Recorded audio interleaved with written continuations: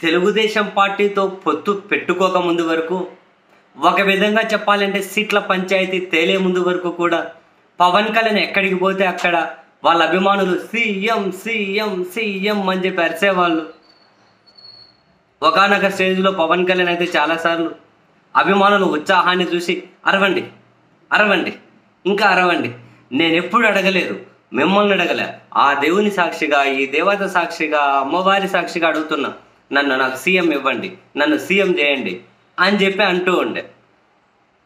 తీరా పిఠాపురంలో మొదటి రోజు రాత్రి జరిగినటువంటి ఆ సభలో పవన్ కళ్యాణ్ ప్రసంగాన్ని చూసిన తర్వాత నేను మీరు కాదు, పవన్ కళ్యాణ్ అభిమానులు కూడా ఏందిరా పరిస్థితి, మనోడు ఇట్లయిపోయిండు అని మాట్లాడుకుంటున్నారు. సీఎం సీఎం అన్న దగ్గర నుంచి ఒక్కసారి 2 చేతులు చాచి అర్థించుకుంటున్నా, నన్ను ఒక్కసారి అసెంబ్లీకి పంపించండి, ముఖ్యమంత్రి చేయండి అనే దగ్గర నుంచి ఒక్కసారి నన్ను ఎమ్మెల్యే చేయండి ప్లీజ్ ప్లీజ్ ప్లీజ్ అని లిటరలీ దేవరించుకుంటున్నారు. ఒక్కసారి నన్ను అసెంబ్లీకి పంపండి అని.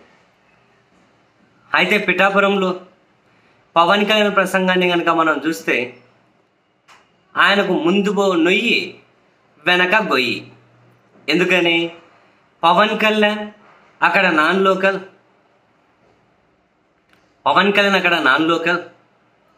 సో అక్కడ ఉండరు అనే ఒక డిస్కషన్ అయితే బై డిఫాల్ట్గా జరుగుతూ ఉంటుంది కదా.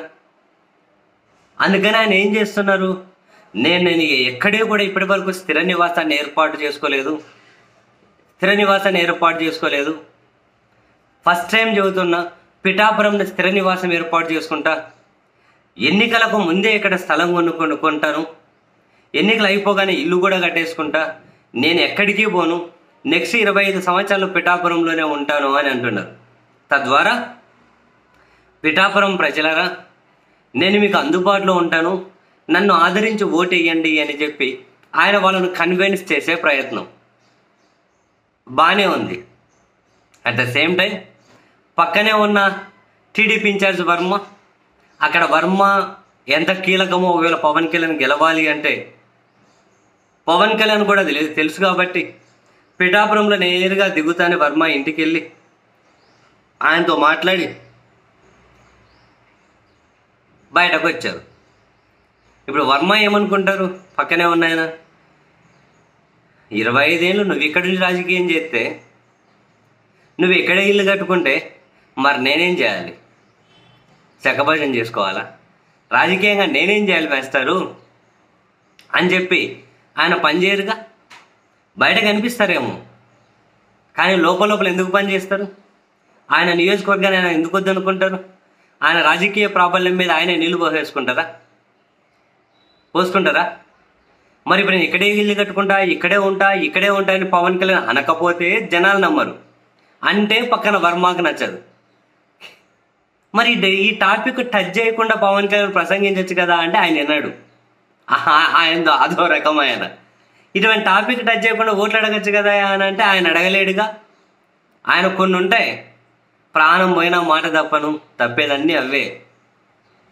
నేను ఇక్కడ పుట్టలేదని చెప్పి చాలాసార్లు బాధపడతా, నేను ఇక్కడ చదువుకున్నా, నేను ఇక్కడ సైకిల్ తొక్కినా, నేను ఇక్కడ గోలికాయలు అన్నా, నేను ఇక్కడ తొక్కాబిల్ల అన్నా, నేను ఇక్కడ కట్టాట అన్నా, ఇవన్నీ చెప్పుకుంటూ పోతా అంటాడు. నాది సొంతూరు, ఇల్లు కట్టుకుంటా, ఇవన్నీ కామన్ ఆయన ప్రసంగంలో. ఎవరన్నా చెబుతారో ఏనేం మాట్లాడతారో తెలియదు కానీ ఇవన్నీ కామన్. అట్లా మాట్లాడుకుని ఆయన ఉండలేరు. మరి అక్కడ సొంత ఇల్లు 25 ఏళ్ళు ఇక్కడే ఉండాలంటే పక్కన వర్మకు నచ్చదు, సహకరించడు. మరి ఇప్పుడు ఏం చేయాలి? ఒకవేళ ఆ మాటలన్నీ మాట్లాడకపోతే అక్కడ పిఠాపురం ప్రజలు నమ్ముతారో లేదో అని చెప్పి భయం. ఇప్పటికే భీమవరం ప్రజలు లేఖలు రాసి ఉన్నారు పిఠాపురం ప్రజలకు, జాగ్రత్త, ఆయన అన్నీ అట్లే మాట్లాడతాడు. భీమవరంలో ఇల్లు చేసుకుంటా అన్నారు, ఇల్లు కట్టుకుంటా అన్నారు.